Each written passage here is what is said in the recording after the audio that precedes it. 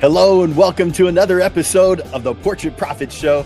I am so glad you guys are here with me today. My name is Jim Landers, and it is my mission to uplift portrait photographers. Man, we sometimes could really use a little bit of that because we're out there, we're working hard, and sometimes we are just struggling.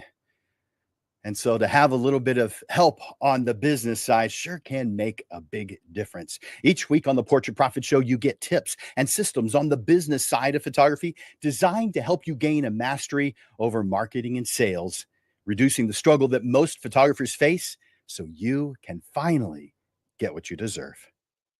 This show is for photographers who feel they have something to learn on the business side. If that's you, well, you're in the right place. Welcome to the Portrait Profit Show. The Portrait Profit Show is brought to you by Digital Pro Lab and Landers Photography School. For Digital Pro Lab, Amanda and her amazing, wonderful team, they are the best at what they do. They are career people. And because they love what they do, they make you look like a hero. If you haven't already, go to digitalprolab.com so that you can experience the difference.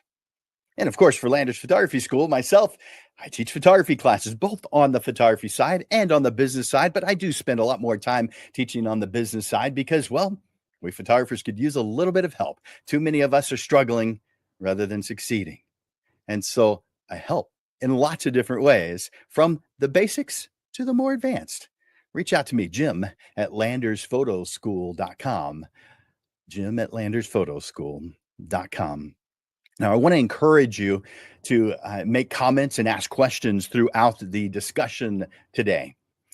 Do me a favor, go over to the comments section right now and enter in hashtag live. That way, I know that you're watching us live today. And for those who are watching the replay, please comment hashtag replay if you're watching it later.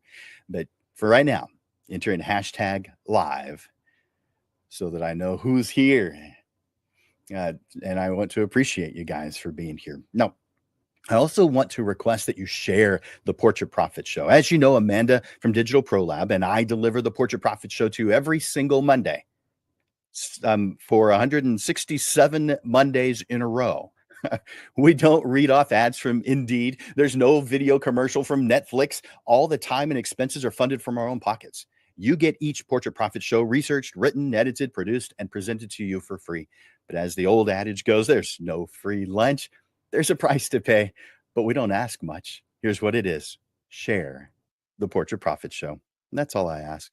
Just share it. Hit that share button. Invite others to the show. You're receiving value from what you get here on the Portrait Profit Show, so you pay for it by sharing. Help us to positively impact more photographers. Think about it. With every share, every recommendation, we are building a brighter future, uplifting all photographers. And we think that's something to get excited about. Welcome to our discussion on how I generate leads. As always, our monthly panel discussions, we have a wonderful group of panelists who have valuable insights to share. Each of our panelists has a different perspective on running a business, and they're here because they believe in uplifting the photographer community, and they want to inspire and motivate you. So get ready to be inspired and help me welcome the panelists by clicking like or love. And please, in exchange for their gift of time, do me a favor, go to the comments section and give them a note, a kind word, some thank you for being here. So let's introduce our panelists today. We've got Brianna and Oscar and Lisa. Hi, guys. Hi. So glad that you're here with us today. Happy to be here. Happy to be here, guys. Yes, it's going to be Glad fun. to hear that. Well, you guys rock. I mean, you definitely have other things going on in your lives because, well, you're a photographer and you're human. So you are sacrificing something to be able to be here with us this evening. And you're doing it because you love helping other photographers. And so I want to say thank you for that. You guys are awesome. All right. Let's bring you guys on one at a time because I'm going to give each one of you a moment to introduce yourselves. and then we'll get into the questions. So let's start off. I'm going to take Lisa off the screen and Oscar off the screen. Let's see. And I have just Brianna here with me. I'm going to make you bigger on the screen. There we go. Brianna, how's it going today? I'm so glad you're here. It's going great. Thank you so much for having me. I'm very happy to be here. Of course. Hey, can you tell us a little bit about you and what you do, who you are? Yes, of course. So I am Brianna Salinas. I own Brianna Salinas Photography. I've been doing photography for about 6 years, and I have had my business for about 4 years. And it's been a very, very interesting journey. Definitely, for sure, been a very interesting journey. I was inspired by my family to make this business. It was during the drastic changes of the COVID pandemic in 2020, before I was going towards a medical career, and the pandemic changed a lot in my life, and I consider it a blessing in disguise. One of my biggest successes that I've had in this business is being able to work from home. I have two little kids. I have a boy and a girl, and they're very young. And I've always wanted to be able to be a part of their lives as much as I can. And being able to work from home and create a career out of that has just been amazing. Um, Also, being able to work for myself, create my own hours. It's something that I never ever saw myself doing in the past. And now that it's become more of a reality, and before it was a dream, it's been really, really awesome. So that's about me. I also do events.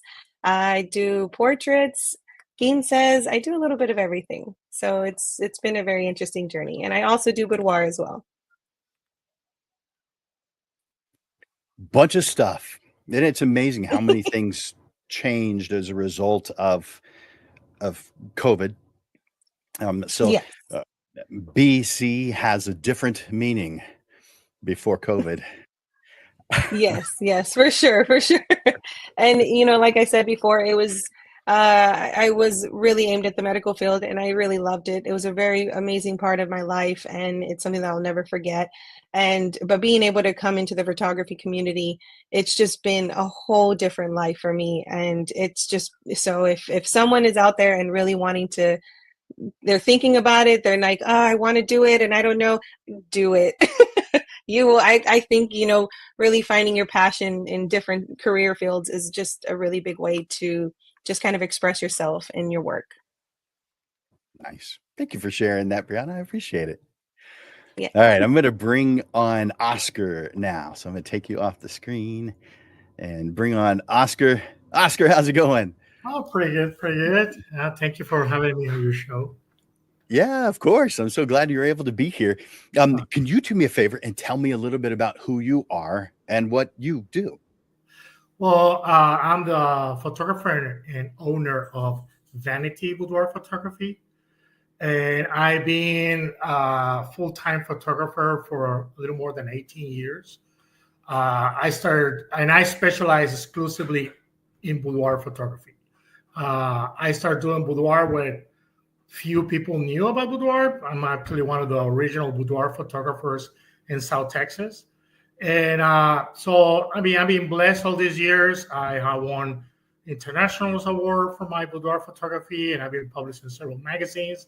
I was one of the original founders of the International Association of Boudoir Photographers. They spin off from other groups, things like that. So I remember joining to that group, and it's a very successful. I highly recommend for new boudoir photographers to join the AIBP to, get a lot of knowledge from, seasoned people on there. Apart from that, again, I exclusively do boudoir. Really is that field to be able to help my clients to fall in love with themselves again. It's a very powerful thing. To be honest, I've been blessed by a successful career in this field. Because everybody here as a photographer, they know how hard it is to succeed as a full-time photographer. Most of us, we started as part-time, but I've been blessed that for more than 18 years, I've been a full-time boudoir photographer. 18 years. It's a long time to do the same Oh, thing. yeah. Love Oh, it. Yeah, but Well, it's very rewarding. It's a very rewarding feel to do that. You really are, touching in a very unique way. Their inner self. I mean, basically like a self-love, and it's very powerful to be able to see how somebody come to my studio and the way they live. I always make a joke: you will never be the same person again after shooting. love it. Thank you, Oscar. I appreciate that. All right. I'm going to take you off the screen and bring on Lisa. So, Lisa, how's it going today? I'm so glad you're here. Good. Thank you for having me here. Yeah, of course. Could you do me a favor? Do us a favor. Tell us a little bit about who you are and about what you do. Okay. Well, right now I'm Secrets by Miss Lisa, doing exclusively boudoir and pinup. I started off in the mid 90s.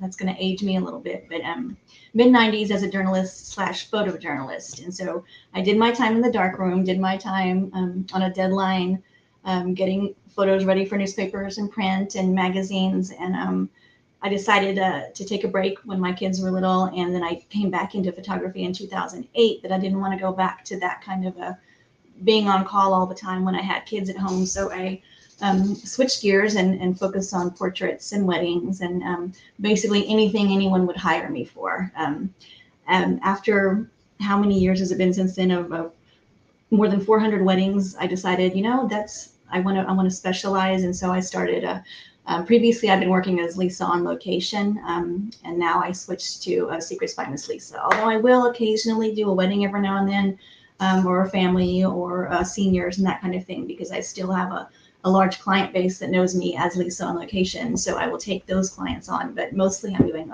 strictly boudoir and pinup in the studio. And I love it. This is what I want to do till the day I die. I love working one-on-one with women, helping them feel good about themselves, and just giving them this experience. And I really like to showcase women of all shapes and sizes and all ages, 21 and up, just how beautiful they are, whether they're a size 0 or a size XXX. And so it's given me purpose. And now that my kids are all grown and out, I know what I want to do. So that's what I do. Love it. Yep. It's interesting how we evolve to be, to do what it is that we do. We have stories of the interests, and then how they grow and how they change, and how, those changes occur from both within us and from outside of us. Man, so many cool variables that lead us in whatever direction it is that our heart takes us. So thank you for sharing that about yourself. I've got the first question for you. Can you, and in fact, let me bring up the description or the question itself. Let's see. There it is. Could you share your philosophy on generating leads? So what does the process of attracting potential clients mean to you? Well, I mostly focus on building relationships. So one client comes in, she has a positive relationship, she feels wonderful about herself, so she goes out and she tells all her friends. And so I build a client base that's kind of all interconnected, because they all know each other through some way, because I've touched one of them or touched their friends in such a way that they felt they could trust me with something very intimate for them. And so relationships is my philosophy. Build relationships. Well, that makes a lot of sense. I mean, with the kind of work that we do, that's an important thing to do. I guess there are types of photography where that wouldn't make as much of a difference, but based on what you described about what you do, that's an incredibly important thing. So yeah, makes a lot of sense. Thank you for sharing that. I appreciate that, Lisa. All right, I'm going to ask that same question now of, let's see, I'm going to ask that of Brianna. So I'm going to take you off and bring her on. All right, Brianna. You probably heard that question already, but I'm gonna say it again just in case, and I'll put it up on the screen too. Let's see. I keep moving things around, so I want you to share your philosophy on generating leads. I mean, what does that actually mean to you? leads are potential clients or prospects? How do you describe them? What does it mean to you? Well, Lisa kind of said the first part of it. Honestly, my philosophy is not only to deliver high quality photos to you and your family, but to also have a connection and a relationship with that client, in order to really see what they're envisioning and what they're really envisioning and what they want in a session. It's going to really help you to get to making and building that relationship with them. Also, getting involved with your community and other photographers and and business owners as well, to really just kind of have an open mind and always keep that open mind. But for the most part, yes, she said it: building relationships, connections, and making sure you really connect with that client. Yeah, and I definitely like that. Uh, is there? Uh, well, I'll ask that question in a little bit, but that was fantastic. I appreciate you sharing that about how you run your business. I had another follow-up question, but it's what I'm going to be asking later. So I'll wait. I'll wait. Thank you so Okay. much for answering that question. I'll see you back in just a little while. I'm going to ask that same question now of Oscar. So, Oscar, can you share a little bit about your philosophy on generating leads, and what does the process of attracting potential clients mean to you? Sure. Again, both panelists are right. I mean, you always need to create a connection with your clients. Okay, that's crucial for a successful boudoir session. They need to be that trust relation between the client and myself. But one thing that I always try to kind of differentiate a little bit is I try to make myself unique. Okay, so I try to provide the clients not just beautiful imagery, but also I help to provide them a luxury experience. So this is basically try to get that. I mean, even in my marketing pieces, everything I do, I always use the phrase to provide a boudoir experience. So that unique concept will create the word of mouth that the clients will use to, again, bring more clients. You know what I mean? So yeah, that unique feel, like a little more kind of unique experience, because in any field, that's what you're trying to be different. You're trying to be unique. You're trying to be the best of your field, and so that's what I do. Yeah, I like that. It's similar. You guys are similar, but you each have your own slightly different approach or different way of thinking about it. Your philosophies are similar, very similar, but they're also slightly different because of the goals that you have in mind. So thank you for sharing those. The next question is for you, Oscar. Okay. And let's bring it up on the screen.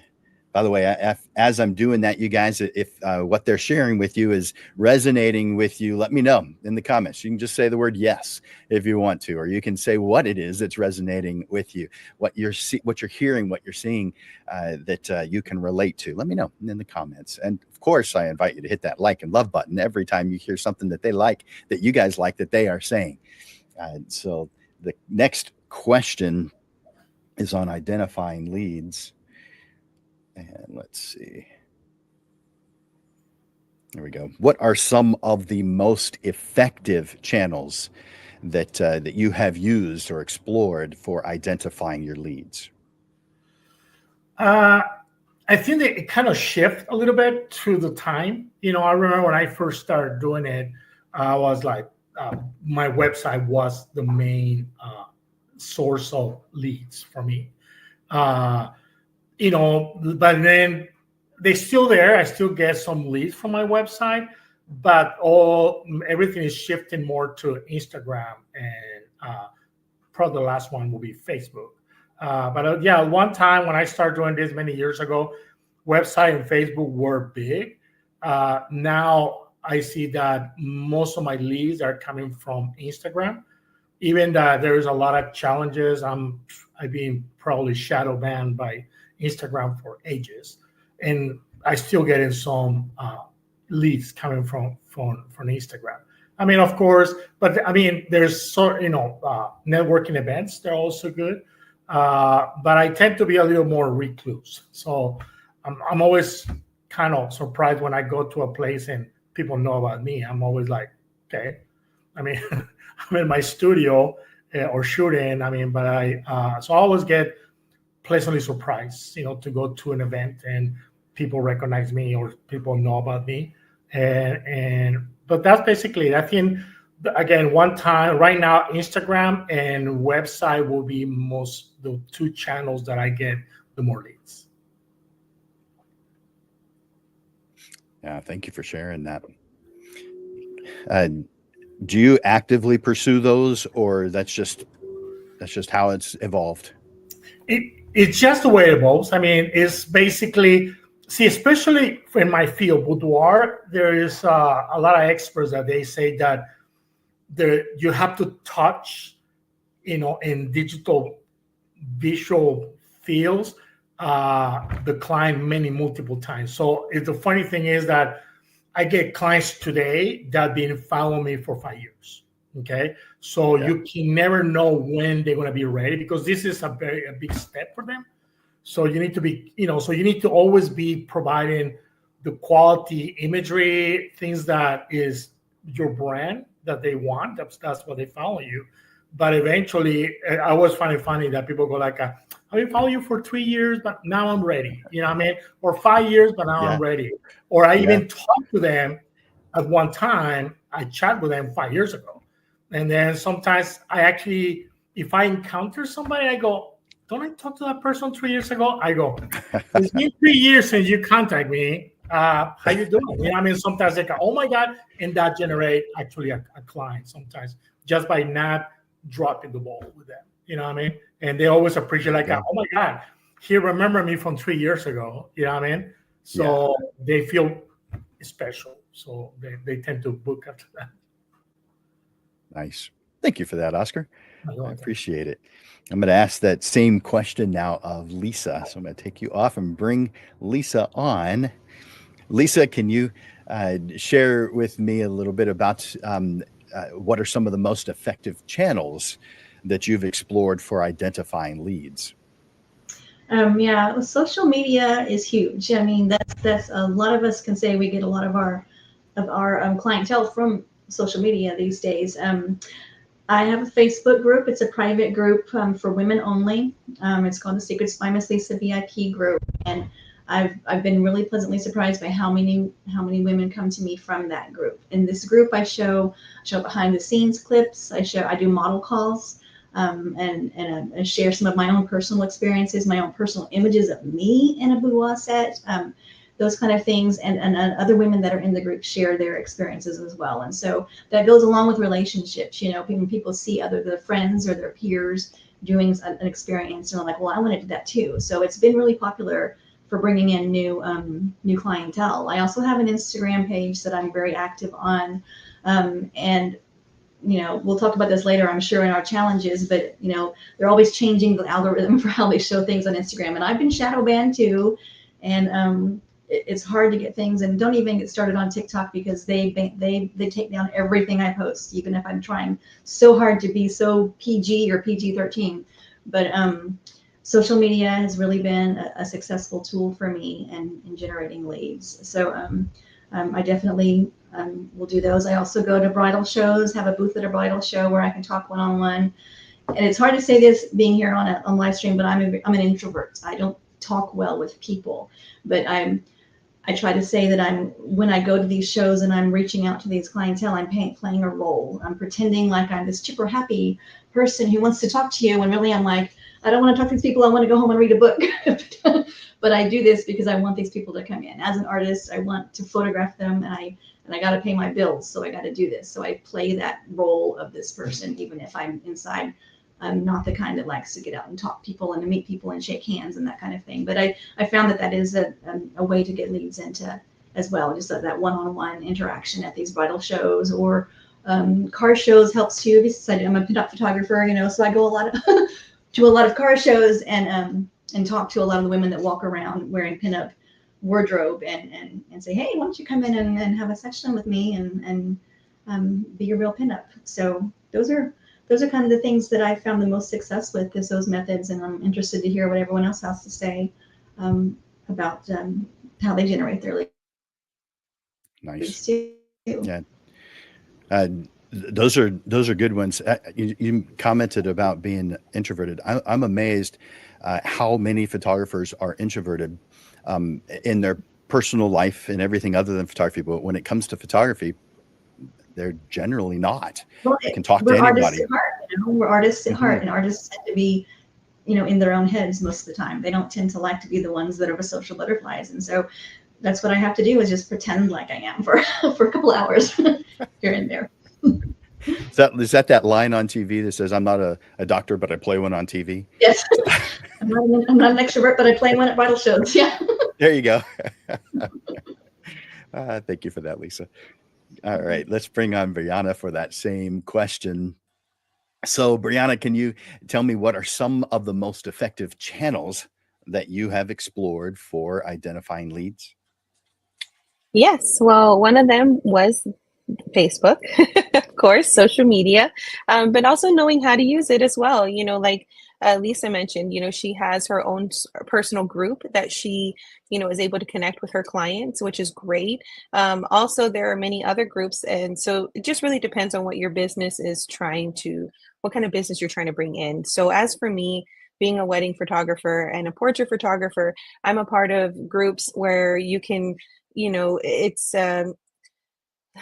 basically like groups where they just specifically you're looking for a wedding photographer, you're looking for certain vendors to go ahead and complete your wedding day, but also being a part of different other applications. So there are one helpful tool that I've actually seen is Thumbtack, and it's basically an app where you can go and you can find different trade professionals, and a lot of times those are really helpful because people are going to look up your zip code, and you can put in your information there. So that's a really good way to get leads around your area. Also, I'm a part of an organization. You can get a part of different organizations. I'm a part of the Texas Wedding Guide, and that has really helped me to generate leads within the field that I want, which is specifically boudoir and wedding photography and events. So that definitely helps out a lot. Another thing is getting involved with your community. So basically going around the area that you live in, looking at different venues and looking at like, hey, introducing yourself and really getting out there and not being afraid to step out of your comfort zone. I think that helps out because anytime that these venues are trying to show their venue off, they can give you a call and say, hey, can you come over to our open house? And there's a great way to meet people right in, just like Lisa said, bridal shows, but you can also go to different events where it's, focuses on events, quinces and weddings and things like that. So just being really open and just kind of going with seeing what works for you. So you've got a lot of channels that you're working with. That's a good thing. I do. I'm trying. So, but I mean, one of those. The one thing I'm so sorry. Go ahead. No, you're good.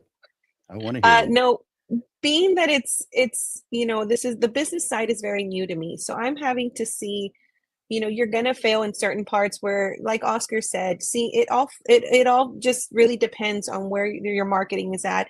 Sometimes you're gonna feel a little overwhelmed, but you just need to just kind of rethink everything. Okay, where do I need to be at? Maybe I should try to change things. So having a lot of different ways to generate leads, going to open houses and really getting involved with your community, being a part of these Facebook groups and organizations and things like that can really help you to generate multiple leads from different places. Great. That makes a lot of sense. So now we have listed several of the channels that you use.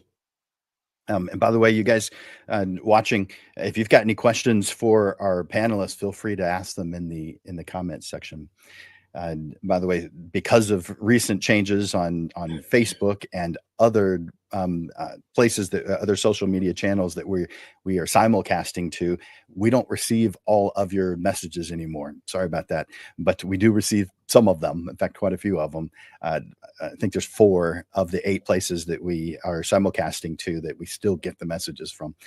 So ask those questions in the comments, and if I see them and I like them, I might bring them up on the screen and ask our panelists about them.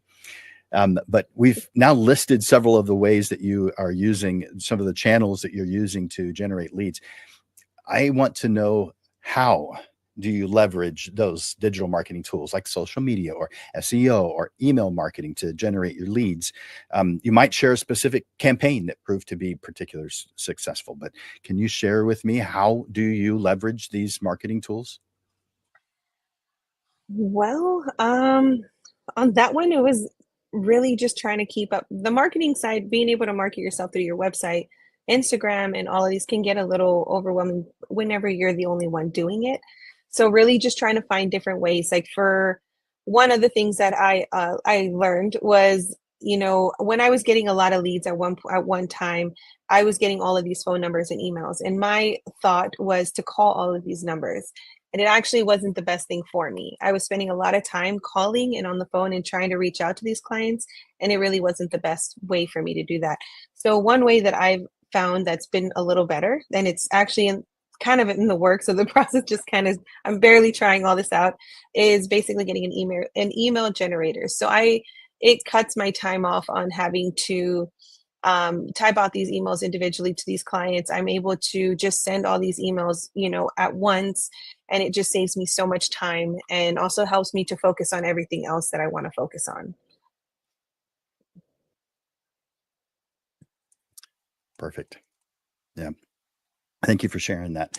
An email generator, is this an AI that you're using for that?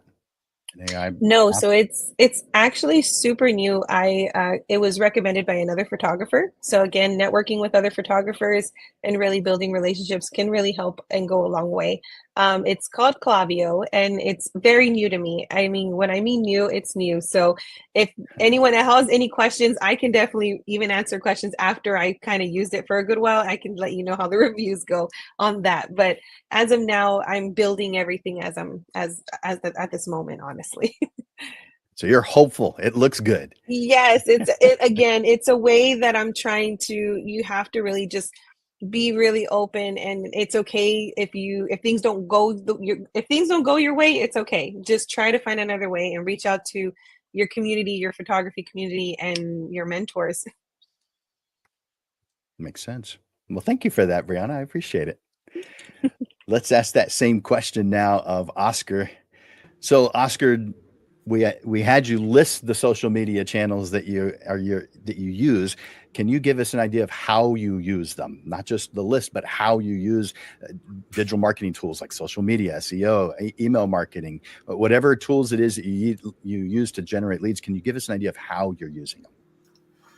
I mean, it's kind of complicated because, again, especially in my field, I mean, like the other panelists, there's no standard in social media. I mean, they look like, to be honest, it's almost like you feel like you're a boudoir photographer and you have a target on your back, because even if you try to like place an ad, most likely they will get shut down, right? So for me, there's one point that I just don't care anymore about the shadow banning and just trying to provide the best product, the best images possible into my existing social media. Okay, definitely. So that's on the actual social media digital marketing stuff. And again, I try different channels. At one time, I have some videos and TikTok that went viral, a couple millions, but now everything I put on, they get shut down. So it's kind of, I cannot even tell you like a success story per se. It's just being consistent.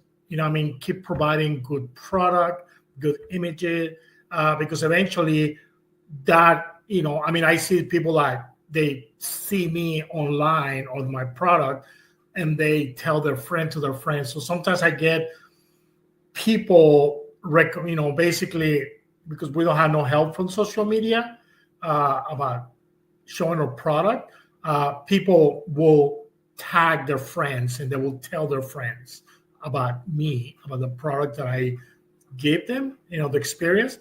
That's basically, I mean, I don't have an incredible successful way to tell you about social media. It's just keep consistent, keep producing great product, great images, and eventually people will see you and turn around and come back to you.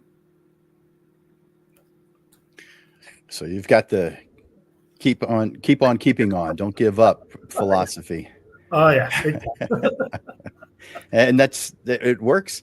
I mean, when you have an end, you have a goal in mind and you're heading towards it, just like on a road trip, you've defined where it is you're going. You just keep on going down that road. And yeah, there may be some construction along the way, and maybe even a detour. There's going to be some exits that you're going to have to take to get gas or to get some food, but just keep on the road and you'll eventually get to where you're going. Is that right? Is that your philosophy? Yeah, because I mean the problem is, honestly, you feel target. I mean, I feel target, and not just me. Most of the boudoir photographers I know, we feel target. So if we were going by the feeling of being attacked or not being recognized, I should quit many years ago. You know what I mean? So that's what I'm saying. You're providing good service. You're helping your female clients. So don't give up. Just do it because that's the right thing to do. Because even that they don't, I mean, there's no help at all. I mean, they used to be years ago, but this day and age, I mean, I see it in all the professional boudoir groups.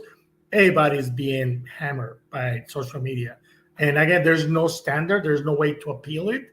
So, I mean, from one way you have, images that are almost like an X-rated and they have millions of views. And you go, really? And then I put a very vanilla image and they get shut down. So you go, you know what? I just give up from that point. So if you're doing it for the right reasons, don't give up. Just keep producing and giving the great experience to your female clients. Thank you, Oscar. I appreciate that.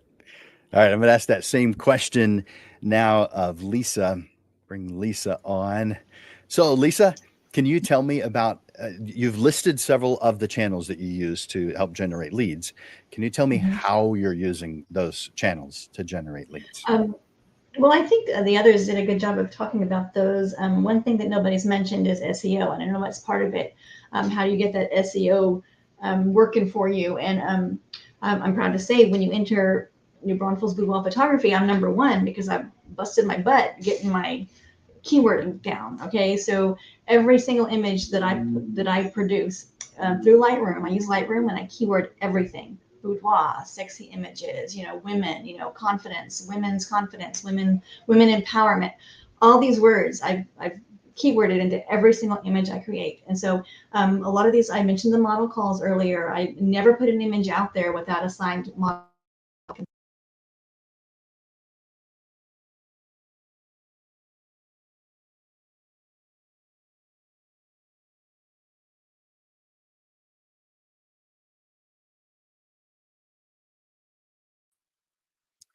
I think we lost your audio. Can you hear me? I'm not hearing you. The audio just went away and it's not on mute. Huh. Too. Dang it. I think maybe I can come back to you and maybe you can log off and come back on. I don't know if that'll do any good, but I don't, the audio is gone. It's not just me, guys, right? You, Brianna, Oscar, can you hear Lisa? No? Okay. Dang it. Got it. Hearing anything, and it's not on mute. At least I can't see it that way, so don't know what is going on. Well, while she's trying to figure that out, I'm going to move on to the next question, and I'm going to start with let's see. I'll start with Brianna on the next question. And so, Brianna, let me bring up that that question so everybody can see what the question I'm about to ask you. But can you discuss how networking partnerships and collaborations have played a role in your lead generation efforts? Oh, for sure. This is definitely a really good question because any photographer that I think any photographer, especially a new photographer, should hear this. But getting networking and collaborating with local photographers has played a huge role in my success. Um, Being able to network with other photographers that have more experience and have been through all of the craziness before I have, or even just there's a lot of photographers out there that are willing to share their ideas and techniques and what's worked for them and what hasn't worked for them. And that's actually one way that I'm, being having certain photographers as really close friends and also just networking with them, seeing how they work. I'm also a visual person.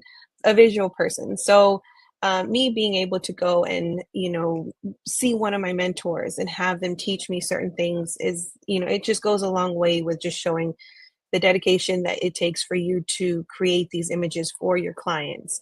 So really there's so many, being an artist, there's so many different styles and techniques, and especially with how many photographers out there, you definitely just being able to learn from every one of them can go a long way to helping you succeed, I feel like. Those are some good things to point out. Um, do you feel like you've evolved quite a bit in that area, or do you feel like you've always had that?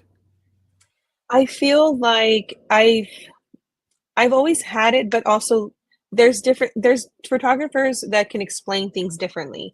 So maybe sometimes a way a photographer can teach you one way and someone else teaches you another way. You can kind Yeah. of build what and see what works for you.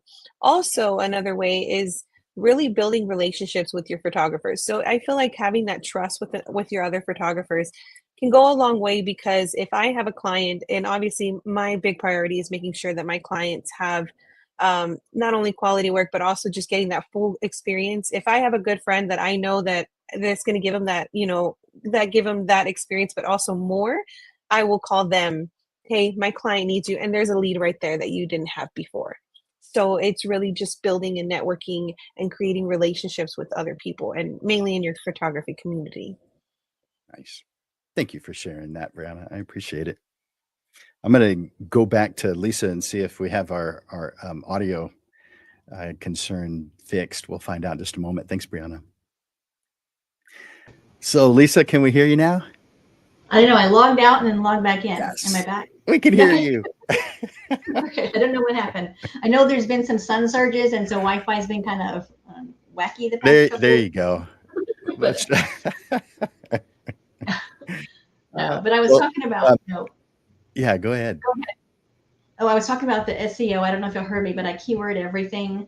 And all my images I put out there. And Pinterest is one thing we haven't talked about as a social media avenue, but I do. I create a lot of memes where I take one of my models and I put something silly on it. Like I pulled one up a second ago. Oh, I think you are doing a beautiful job figuring out some heavy shit, but I've got a picture of one that I took of a model coming out of the bathtub, and I've got that quote next to her. And then I logo it and put it out there on Pinterest, put it out there on my blog, and I've got hundreds of these. And so a lot of times people will post on social media these little memes, and there it is. My logo is getting shared over and over again, along with all that keywording that I embedded into it. And so stuff like that kind of helps. Google's always looking for keywords. Google's always looking for stuff like that. And so there it is, my image out there being shared as a meme on somebody's social media with my logo and my keywording in it. And so that's really helped a lot. And that's helped in my SEO. I think a lot of people, like I said, Google ranks me pretty high. And I think it's because I do spend so much time keywording so many things and putting so much out there. Do you feel that that's a lot of effort, or have you just gotten used to it over time? I've gotten this method in. It's pretty easy, pretty simple, because whenever I do the model calls and I use all those images that I create, I'm just a little monkey machine putting my logo, and I got all me little sayings. I Google these inspiring quotes for women, or silly quotes for women and stuff like that.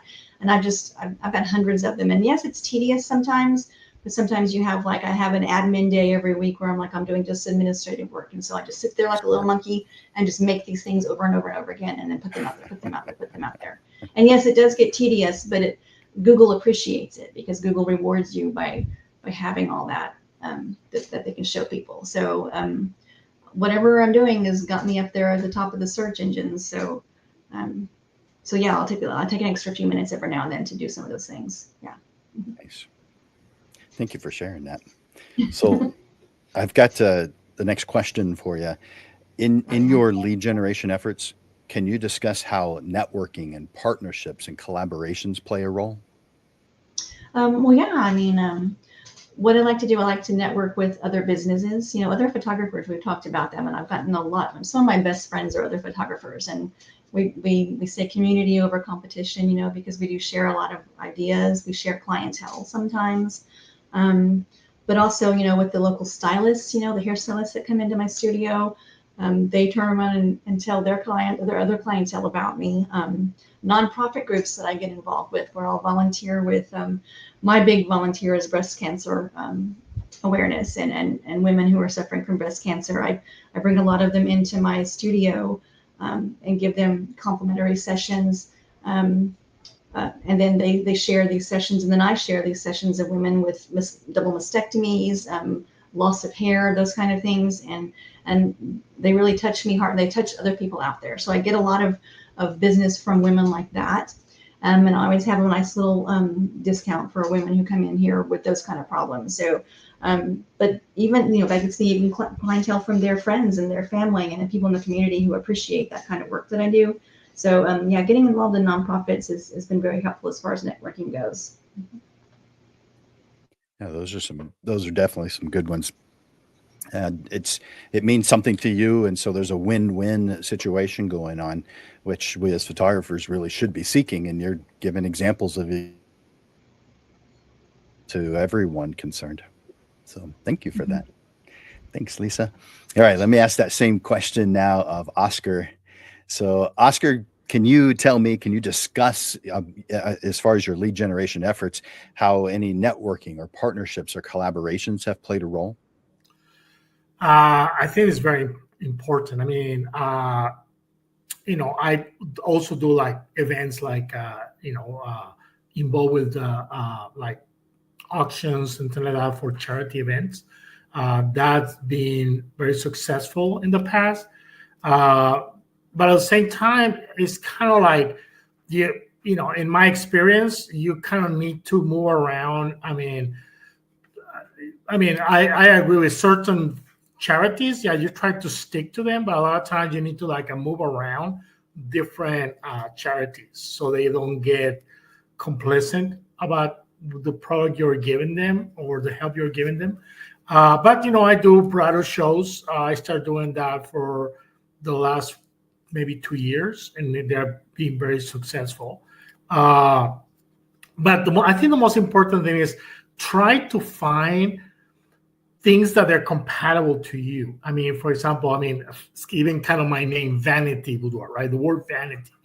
So there is a lot of industry, hair and makeup professionals and beauty consultant and spas and that.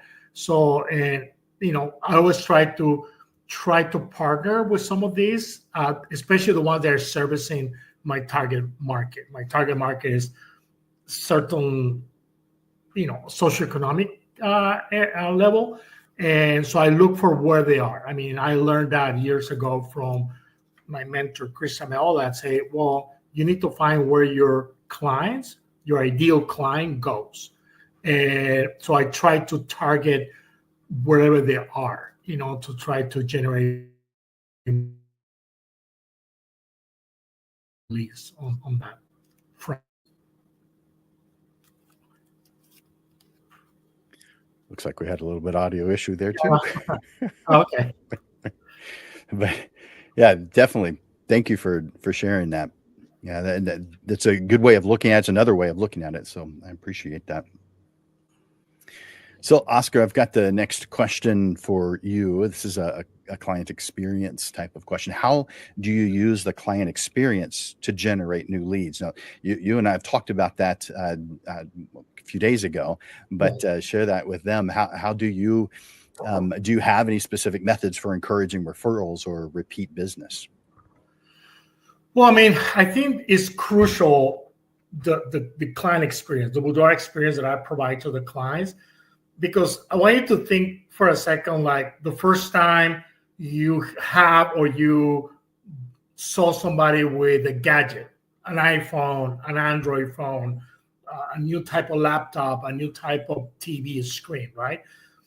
When you buy it and you are so happy with that product, you just, I wish I had stock in some of these gadgets, like actually stock, because I always recommended this product, right? So it's the same thing with boudoir. You need to give them an amazing product, an amazing experience, and the client will not stop talking about you. They will tell all their friends. They will be very open about what they did. And again, when you tie in that with the right charity events, that give you that kind of like expertise level, on this front. But yeah, definitely another thing that I do, I give my clients a referral fee. Okay, so if they send me their friends, they will accumulate X amount of money for the next session. And it's not about, my clients tend to be a little more well off. It's not really about the money. It's about the price. I don't know if that makes sense. When you make them feel special, like, okay, you send me your friend, you just have more money on your account, for your next session. That in itself, I think the clients, they like that feel. It's almost like they want something, you scratch up, oh, look, I got $1, $5. So it's not really the amount, is that feel that they're doing something for you and something for their friends. And that's the most important thing, because if they believe in what you did and they love the experience, they want their friends to have the same experience. Yeah, that's true. Is that something that you have always done, or something you implemented maybe a little more recently? It's kind of no. It's been around for a couple of years. It's the same idea, that referral thing. One thing I do is I also have referral fees to other professionals, and that's cash. Clients get credit, but other professionals, because it's your target acquisition. So how much money you're going to spend in ads? And again, I cannot spend money on Instagram and Facebook ads because I'm banned anyway. So I take that money and try to give it to other professionals that will send me their referrals. If that referral becomes a full paid client and so on, they're gonna get a referral credit, a referral for me, but that will be cash. But clients, they actually get credit. Good. And are you using a software program to help you keep track of that? It's not something you can just remember. Well, it's on there. I use a CRM system. There's many up there. Again, I'd always like to be a pioneer instead of that. So I was one of the few hundred people. They start with 17 hats. So there is a field there where I can make notes. So that way there is a reference on who's sending that particular client. That way I can match them with the referral itself. Perfect. Good. Well, thank you, Oscar. I appreciate that. I'm going to ask the same question now of Lisa. So let's bring Lisa back. Let's see. Lisa, can you tell me about how do you use your client experience as a form of marketing, as a form of encouraging referrals and repeat business? Well, I think that in order to give women this experience, I need to give more women the experience so they can talk about it. So every dead season, which is January and August for me, that tends to not get a lot of clientele group and on my email list. And basically a model call is they don't have to pay my usual session fee, but they do have to pay the makeup artist. So it's a reduced rate to get into the studio. And I tell them, you're working for me. I need content. I need behind the scenes footage, which I did turn around and make reels for IG and for Facebook and for TikTok if they'll play them.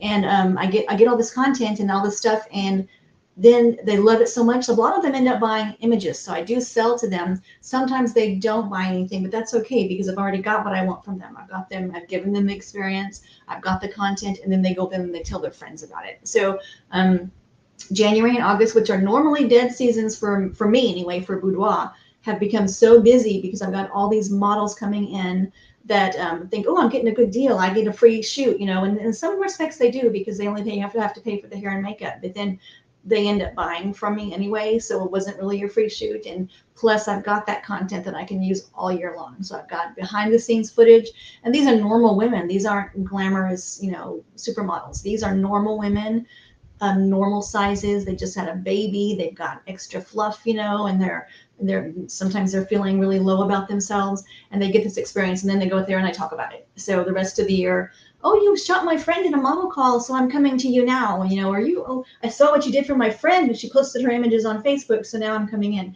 And they never would have come in if I hadn't done the model call. So that's been really successful for me in generating leads. Wow, thank you for sharing that.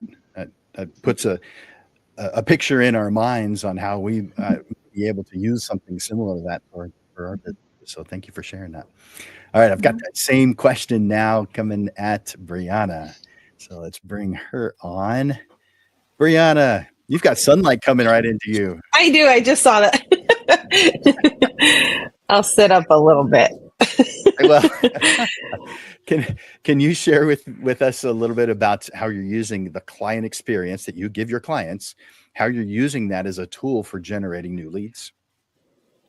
Yeah. So what I've seen that's worked for me is it doesn't start necessarily whenever you start talking with the client. It starts as soon as they start to wanting to book.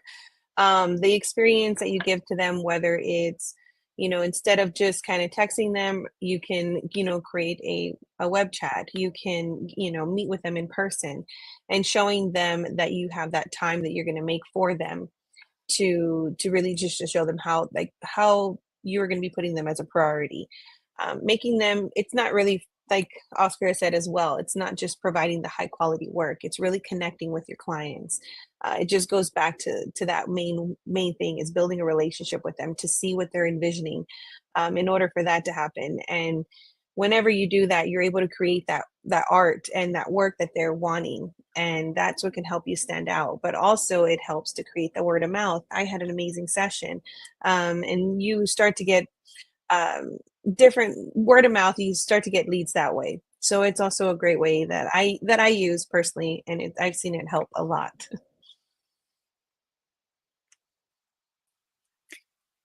Cool.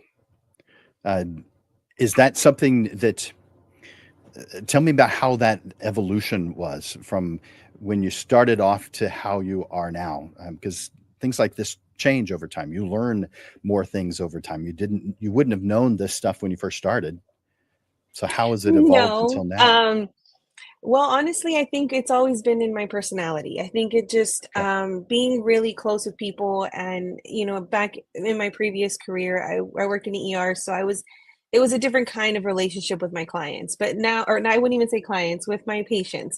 And now it's a different world. But I'm also able to be myself, be bubbly, and just be really happy and connect with these clients. Because if you're wanting somebody that's going to really show, whenever you connect with these clients, they're going to be able to open up to you, and they're going to be able to tell you, hey, I really like this. And it could even be something like with boudoir. I do boudoir as well.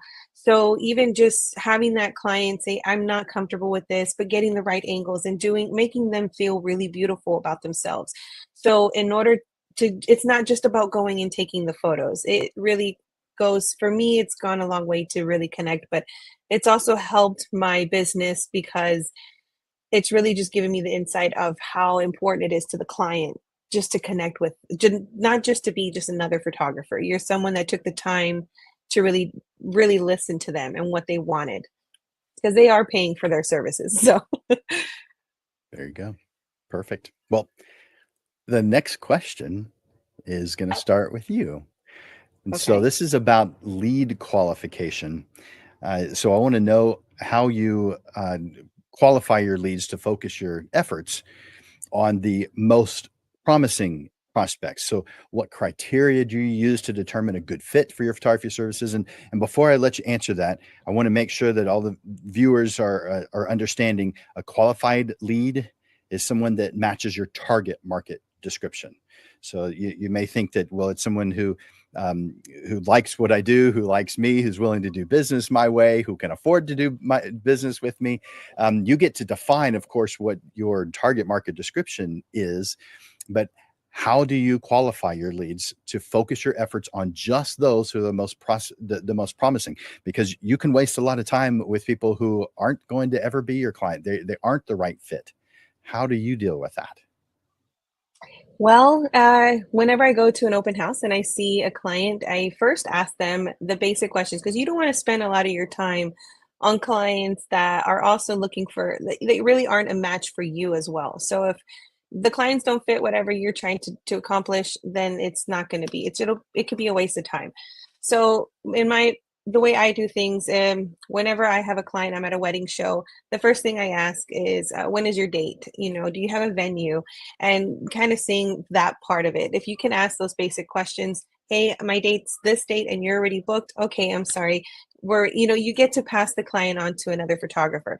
It's more of just knowing where you're at and what kind of clients you're trying to attract to make sure that you generate an active lead, and to make sure that they also are not wasting their time and you're going and saying this whole speech and about how you want to be booked with them and everything. So it can help just really connecting with that client as well and asking the right questions.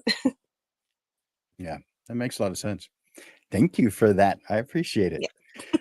All right, let's ask that same question now of Oscar. So bring him on. So Oscar, this is a lead qualification question. How are you causing your leads and the people you actually work with to be good quality leads, qualified leads for you? How are you focusing those efforts so that you are working with just the most promising prospects and not wasting your time with those who aren't going to do business with you or who you don't want to do business with? I mean, that's a very tough one because, for many years, was, a lot of waste time. They contact you, they say they want to do something, they want information, whatever, but they just don't pan out, right? So a couple of years ago, I actually hired a virtual assistant, my studio manager. So she's in charge of contacting the inquiries, the clients, the leads. Okay, and she does the initial weed out of these people because, there's a couple of factors. First of all, this day and age, people don't like to talk on the phone. I love to talk on the phone. I love to talk in person with somebody. I hate just texting. So what happened is, and also I'm a male photographer. So when somebody contact me to one of the lead captured funnels, I was the one trying to make the call, trying to make the connection.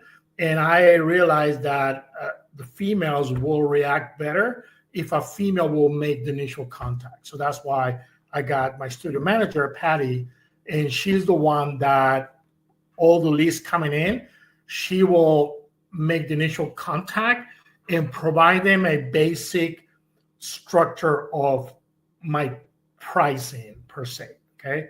We also, again, many times in the past, I just sit there waiting for a client. They never show.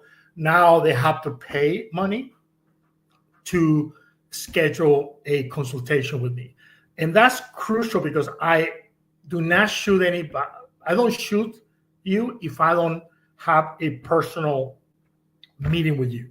If you're out of town, have people from all over the United States, we do a Zoom call, but they have to be a one-on-one connection with the client itself. So that in itself, if you're not really serious about shooting, you will not go through all these steps. You know what I mean? You will just drop right at the beginning. Well, okay, I will contact you. I will talk to my husband. I will talk to my wife. And they just drop off, okay? Even that, like I told before, just because they don't continue the process, I always keep it in the back burner because, again, it can happen that a couple of years from now, they're going to go, okay, now I'm ready to do it, okay? But yeah, that, I think the biggest thing is the qualification will be to have the in-person consultation. You know, again, I never shoot anybody if I don't talk to them for their own tranquility, for their own safety per se, because they need to feel comfortable with me as their photographer, because it's a very intimate field, boudoir. But also I need to make sure that I feel comfortable with them too. You know, I mean, I think I make a comment when we talked before, once or twice in my life, I've been a female that I was like, no, thank you. You know, I mean, I will call you or I'm busy or something, because it had to be two ways. You know, I mean, craziness goes both ways. So you need to make sure that you are a good fit to each other. That's right. Well, I think it's smart to have that pre-session meeting. It could be for planning purposes, getting to know your purposes, whatever your purpose is ahead of time. And I see how it's very important in the kind of work that you do, but I photograph families as home decor. So therefore I need to have that meeting ahead of time because I need to see where they want to have this print on their wall. And so I've got to be able to plan it. If I do that planning in their home so that I can see where on the wall it's going to go. And I can tell right off the bat what size it's supposed to be, whether it's supposed to be a horizontal or a vertical. And someone who never goes to the home will never know those things. And so they talk about creating something that's custom for their client, but no, really all they're doing is doing the same thing for every single client, because it isn't custom made for that individual client. The only difference is there's different people with slightly different needs. Actually going into the person's home and finding out what the end result is supposed to be, and then gearing every step you make to make it fit within that space. Color matching, and making sure that you are choosing a frame that's going to go into that space. There's a lot of different variables. And so having that meeting ahead of time is important for the planning purposes so that you reach goals. But you're right. No one is going to go through all those steps unless they have decided they're serious. I mean, to be honest, I think that my record is, Jim, I'm like a 99% or 99.5% of all the people. If they come to see me, most likely, I mean, it's very few times that I have to like let it go, but normally they book. There you go. Awesome. Thanks for that, Oscar. I will. I'm going to ask that same question now of Lisa. So I'll bring her on. So Lisa, can you tell me how you qualify leads to focus your efforts on the most promising prospects? Sure. What I say all the time is that clients with money who spend a lot have friends who have money who will spend a lot. Okay, so those clients who spend a lot, I'm gonna baby them. I'm gonna treasure them. I'm gonna invite them. I'm gonna make sure we're on my email list. I'm gonna make sure I send them little updates every now and happy birthday on their birthday, things like that. And a lot of the times when I mention my model calls, and I want to clarify a couple of things about model calls, is that I'm not giving them all their images. I give them 4 or 5 low resolution with the watermark, and they have to come back into my studio to look at the rest of them and then decide what they want to buy. So that's how I do model calls. It's not like I'm giving everything free. But a lot of the times my high dollar clients, I have several of them who answer my model calls, and I know they're high dollar clients. I'm gonna tend to favor them opposed to some random person. I only do so many model calls. I only pick so many clients. I'm gonna favor them and their friends who say, "Hey, she taught her. Can I answer your model call?" I'm gonna nurture those people who have shown me in the past that they've spent a lot of money, and I'm going to nurture their friends and their the people that they refer to me for those model calls. So I'm a little bit more picky about model calls because it gives me content, and it also I know who to target when I'm inviting those women into my studio for these model calls. So that helps a lot in me narrowing down when I'm doing those on who I'm going to bring into my studio. If their friends spend a lot of money, I know they probably got some too. So Yeah, that's a good consideration. Of course, you probably also have those who have told you, "I've saved up for months to be able to work yes, with you." yes, And yes. so, Yeah.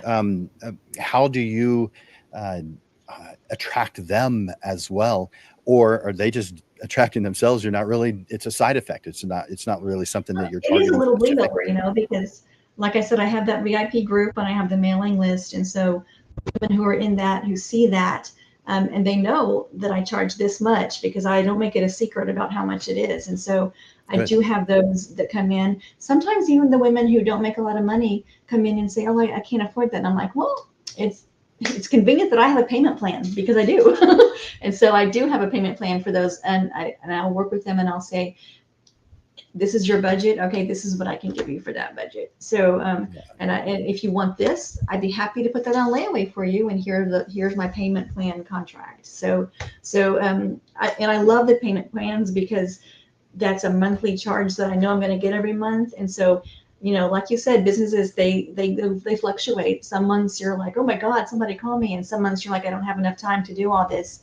Those payment plan clients, I love them because every month I know I'm getting those payments from those from those payment plans. So Are yeah. you automating those with a credit card, or are you allowing them to pay with a check or bring in cash? Well, most of it's credit card, yeah, and they select Yeah. the day of the month, and so I program it into my calendar that on this date this much gets charged to this card. So it's pretty much automated, yeah. And it's a different business models need different solutions, and Yeah. so for mine, that was something that I did. Most didn't need it, but for those who did, it was beneficial. But what I found, for at least for family portraits, and every genre is different, every target market's different. But for my family portraits, there were definitely people who couldn't afford it but would save up, and would want to do it. They may save up for quite a while, but the example that's coming to mind is not a family portrait, though. It was a wedding that I did years ago, and I, I stopped photographing. I stopped marketing for weddings in 2013, and I stopped really photographing them in 2015. Although I did one in 2016, but they were very time consuming, and I needed more time to be able to teach my photography classes because I wanted to help other photographers, and so I just stopped doing the weddings. But I remember one particular person calling. The story that it's coming to mind is a bride who called and said, "I probably shouldn't be telling you this, but I already know I want to work with you." And then she asked how much. Okay. And Yeah. so, I, of course, different at that time, I couldn't answer that question just yet. I had to find out what they wanted. I call it finding out what they want in their bag. Like if you go to HEB and you talk to the first person with an HEB name tag on, you don't say how much is a bag of groceries, but you Right. could ask specifically how much is something, or where to find that something. And so the analogy that I make is find out how much is in their bag before you give a quote. Find out what they want in their bag before you give a quote. So I found out what she wanted in her bag, and she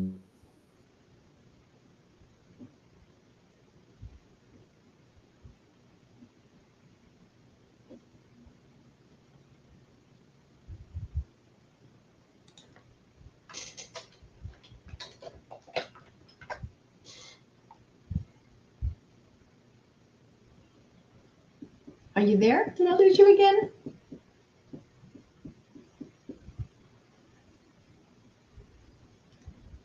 Did I lose you again?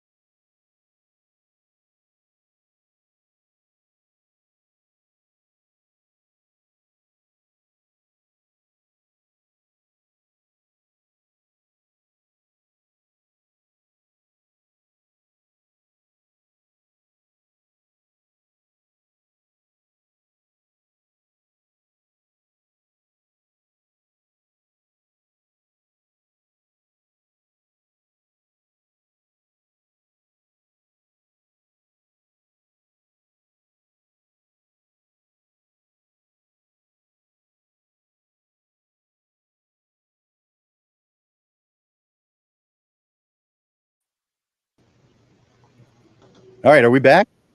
Yeah, I lost you. I was kind of wanting to do a solo here. So So I've got battery backup in here, but our electricity went out.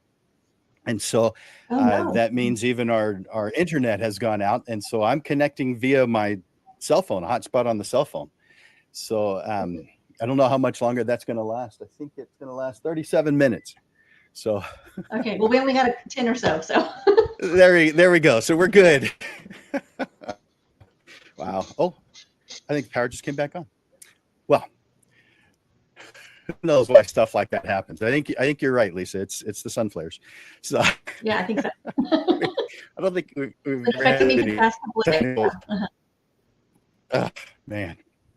All right. So I was thinking about a bride who saved, I told her the total was $4,200 for her wedding, and that was before I increased my prices by quite a bit. But she said, "All right, I'm going to find a way to make it work. I only have a total of $8,000 for this entire wedding. I'm going to move the location to my apartment complex. They have a common area.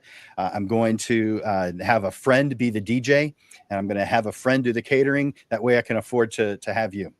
And so based on, people and them wanting to work with you, they'll do what it takes. And too many photographers, I think, have this idea in mind. Well, I am trying to make it low for everybody. Well, I have found that as many as 80% of all photographers have a price that's so low that it's not even possible for them to do enough business to cause them to reach profitability.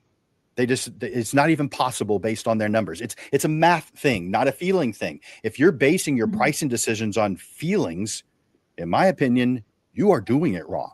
It has to be based on math. How do you feel about that? Oh yeah.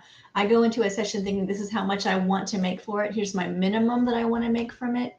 And usually I make more. The only exception is the model sessions, because I know those are people that are coming in that may not have money to spend, but I know that they'll spend something. Number one, most of them spend something. Number two, all of them will tell all their friends about it. And so the months after those model calls, I'm getting all their friends calling me, and those aren't free. Those aren't, those are full paid sessions. Yeah. Nice. Man, thank you for sharing that with us. Now, we're getting close to the end of today's show, and so I had a couple more questions planned, but I want to skip straight to the end. I want to skip to the closing thoughts. And so, can you share with me some maybe advice you'd give to a new portrait photographer trying to establish their lead generation? You've got some advice, some suggestions, some things to avoid. My suggestion is don't be afraid to fail. Some of your ideas or some of your marketing plans are going to fail. And they're going to be like, oh my God, I can't believe I did that. Are you there?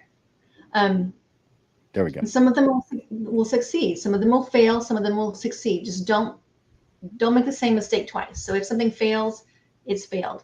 Also, don't spend a lot of money on props or things that you think are going to get something in. Go in it with passion and but use your brain. So you're not going to go into it thinking, if I buy this backdrop, it's all going to be good. If I buy this prop, it's all going to be good. That's not how it works. So just don't be afraid to fail. Sometimes your plans don't work out, and sometimes they do. So. Yeah, that's good advice. That is something that a lot of photographers do, is overbuy stuff that they think they have to have. And I have definitely bought things that I never used. Backgrounds. I thought, wow, what a cool background. I'm going to love this. Purchase the background, and backgrounds can be cheap, but the majority of them don't fit that category at all. They're a little on the expensive side. Man, I've given them all away over the years, but I definitely spent money on things that I absolutely thought I needed to have, and I absolutely did not need to have those things. Yeah. So thank you for that, Lisa, and thank you for being here on the show today and sacrificing whatever it is that you would have been doing otherwise. Oh, just supper time, so I'm hungry now. I'm gonna go eat. Yeah, I understand that. All right. Thank you, Lisa. I'm going to bring on Brianna next. So, Brianna, we have reached the end. Can you share some closing thoughts that you have to share with other portrait photographers, maybe even new portrait photographers? Yeah, one of my big ones is don't be afraid to be open-minded and to reach out to people that can help you. One of my big things is also, since I'm new to the business side, I reached out to awesome Jim Landers, and he has helped me a whole lot. Also, taking advantage of getting to know your mentors, getting to know your community, and being a part of all of that really helps and goes a long way. And if you have any questions, you could always feel free to reach out to me directly, and I'd love to answer any more of those questions more in depth. Because you rock. Thank you. Yeah, Brianna and I have talked many times for probably many hours over the years. The past couple of years, I guess, not a huge amount of time, but I definitely always enjoy visiting with you. You've got that smile is like always there. I'm surprised that you don't have some permanent wrinkles right here because of it. Well, just know if you ever come to me for photos, you're going to get this very smiley, bubbly person in your session. Totally believe that. Totally believe that. Oh, man. Thank you so much, Brianna. You rock. I appreciate you being here this evening. Thank you. Thank you for having me. Of course. And I'm going to bring on Oscar to share his closing thoughts. So, Oscar, you're full of advice. When we've talked, you've had so much to share and contribute, and you just, you're generous with the information you're willing to share.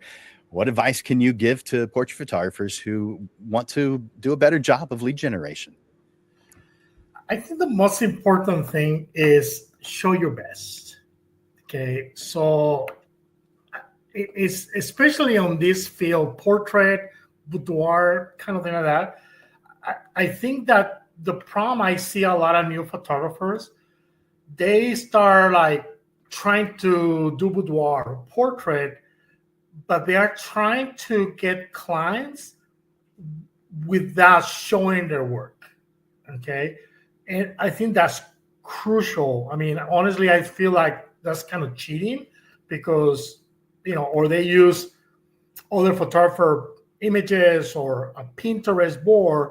I don't agree too much with that concept. You need to show your work. So my advice to somebody new is shoot a lot. Okay, get a couple professional models. Is invest money on your skill. So get a couple professional models. They're not too expensive. Somebody they know how to move, and then shoot. You're gonna get beautiful images, regardless, because they know how to move. You're gonna be clueless, but you're gonna be able to see what you did, and then you're gonna start learning the posing process. You're gonna start learning the right lighting, all these things, and then you need to show and show that work into your social media, because that's what people want to see. They want to see beautiful imagery. They want to see themselves there. Okay, when they see an image, they're gonna go mentally go, "Ooh, I'm gonna look like that." Okay, so if you have a beautiful image, but it's not yours or it was a fluke, you're gonna get, instead of getting a great experience, you're gonna get them a bad experience. So I think for me is you need to work with a professional like hair and makeup team. I never shoot without professional hair and makeup. And again, at the beginning when you started, shoot a lot. I'm talking insane amount of shooting. And again, get a couple professional models. Learn from them how they move, because eventually you're going to get clients that they never modeled before. They never have done this before. And they are relying on you as a professional to show them what to do. Okay. So I think that's, again, I see a lot of things in the boards, photography boards and all that. And I'm always like snooping around to see what these people are doing, especially new photographers. And what I've seen is that lack of professional quality images, that they are their images, because the client need to know that if they book you, they're gonna get that kind of quality work. And again, I just see a lot of new photographers. They just bought a camera and they just start advertising and they want clients. I go, no, I mean, you need to do a lot of legwork, a lot of shooting before you can charge, the kind of money that, like you're saying, Jim, they're going to make profit for you. I mean, if you're just going to charge $50 for a shoot, you're never going to do anything. I mean, they're never going to be successful. So to be successful, you need to be good. You need to hone your skill, show your best work, and that work will speak by itself, and that will generate more people that come to me. When they come to me, they want certain style. They see my images and they go, I want that. I want to look like that. Or they go, I'm not sure I'm going to look like that. I go, yes, you will. I guarantee you that you're going to look as beautiful as the ones on the wall or you see on my social media. So yeah, shoot a lot, get professional models, learn to pose, learn lighting, go to workshops and learn from other photographers, their lighting schemes and everything, and show your best. Nice. I knew you'd have a lot to share. Thank you for doing that, and thank you for being here today. I'm going to bring on the other two as we start to close things out. Our panelists have generously shared their extensive expertise and experience with us, and we hope that you have gained some valuable insights and useful tips. So take a moment to say thank you in the comments, and please show your appreciation for their gift of time and attention by clicking the like button or the love button. It's wonderful people like Brianna, Oscar, and Lisa who uplift the photographer community, and we want to encourage them to do so with our comments. I want to thank you guys so much for being here. You are wonderful. I appreciate your generous gift of your experiences and your thoughts and your ideas to help out the photography community. You guys rock. I appreciate each one of you. Thank you. Bye. Bye. It's been fun. Nice to see you, Lisa. Again, Jim. You too. Nice to meet you, Brianna. Yeah, nice to meet you. Nice to meet you guys. You guys are awesome. Aren't these guys fantastic? Man, our panelists are fantastic every time. I just love them. They are wonderful. They're helping us out. They're going, above and beyond to do this kind of thing. So, panelists, you guys rock. Every single time we have fantastic panelists, and this time is no exception. So thank you guys for being here. Now, I've got a couple of announcements before we close out. If you want to learn more about using your flash, I'll be at Camera Exchange on Wednesday from 1 to 3 p.m. talking about using your flash. So if you want more information on that, just go to camerax.com and click on classes for more information about several of the classes that I'll be teaching there over the next several weeks. If you could use a little help, reach out to me at jim@landersphotoschool.com. jim@landersphotoschool.com. It's what I do full time. If you're feeling the need, if you're struggling, then I'm here full time to help you out. You have no excuses. As you know, the Portrait Photographer Show is the Portrait Profit Show is every Monday. So I want you to take a look at I'm going to share with you the next two classes. Again, we do this every single Monday. It's normally at noon on the second Monday of each month. It's on the second Monday of each month. It's at 6:30 in the evening, like we're doing right now. But all the rest of them are at noon. So next one coming up is on Monday, May 20th. And let me bring that on the screen so you can just see it. There we go.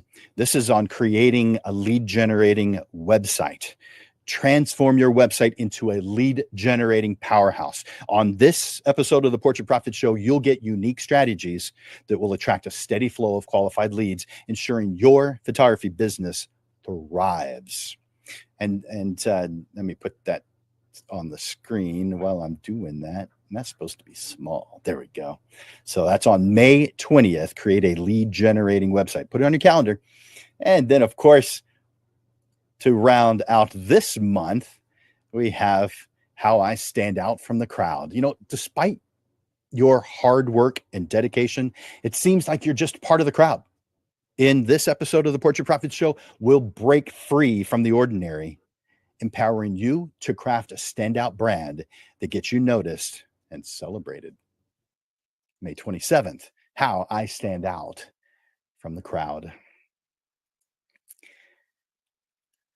As we bring today's show to a close, I want to express my deepest gratitude to our distinguished panelists for sharing their wisdom and experiences. Their journeys as professional photographers have opened our eyes to new paths for our own success. Their stories of overcoming obstacles and implementing solutions serve as our own inspiration. They've shown us that our connection to our work and our clients is deeply rooted in dedication, persistence, and craftsmanship. Photographers, lens legends, let their stories be a reminder that our profession is more than capturing moments. It's about creating legacies for both your clients and for you. Photographers aren't just members of some profession. We leave a mark on the world through our stories. We tell and we leave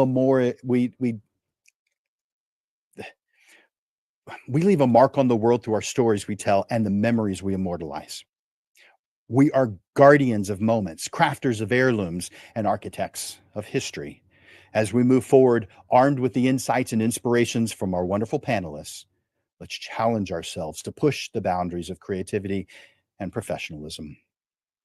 Let's commit not only to enhancing our skills, but to also nurturing the bonds that make our photography community a source of strength, innovation, and collective achievement. Thank you once again to our panelists for their generous contributions, and to you guys, lens legends, who are joining us for this panel discussion this evening. Until next time, keep focusing on your vision, refining your art, and defining your success on your own terms. The world of portrait photography is vast and it's varied, and it awaits your unique impact. Thank you all for your time and attention here today, and thank you for the efforts you make to be such an amazing portrait photographer. I encourage you to like, I encourage you to share the Portrait Profits Show, and of course, tune in to our next live stream a week from today at noon. Together, Lens Legends, we help each other achieve our goals and make a difference in the world through our passion for portrait photography. For Landers Photography School and Digital Pro Lab, my name is Jim Landers, and I'm bringing you the weekly Portrait Profits Show. Until next time, Lens Legends, keep thriving, keep growing, and keep making your mark in the world of portrait photography. I look forward to watching you grow. Bye for now.